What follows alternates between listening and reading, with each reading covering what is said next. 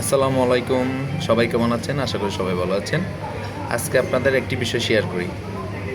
সেটা হচ্ছে, ধরেন আপনার নামে কেউ প্রশংসা করছে।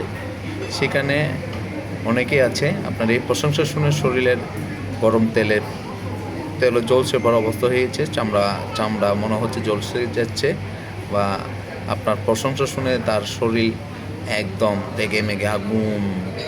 তাতে কোনো সমস্যা না, তাকে চলতে দিন। আবার অনেকে আপনার নামে সমালোচনা করছে, আপনি সেই সমালোচনা শুনে মন ক্ষুণ্ণ হয়েছেন, কষ্ট পেয়েছেন। এসবগুলো বাদ দিন।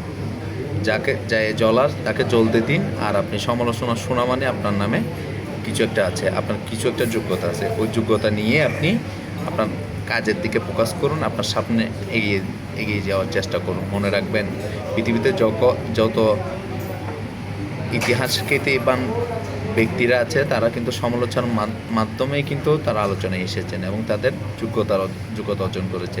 তাই যাদের জ্বলছে তাদের জ্বলতে দিন, আর যাদের সমালোচনা করার তাদের সমালোচনা করতে দিন। আপনি আপনার জায়গায় ফোকাস করুন, ইনশাআল্লাহ ভালো কিছু হবে। মনে রাখবেন, সমালোচনা আলোচনার মাধ্যমেই কিন্তু আপনার ইতিহাসের সৃষ্টি রচনা করতে হবে। সবাই ভালো থাকবেন, সুস্থ থাকবেন। ধন্যবাদ সবাইকে। আসসালামু আলাইকুম।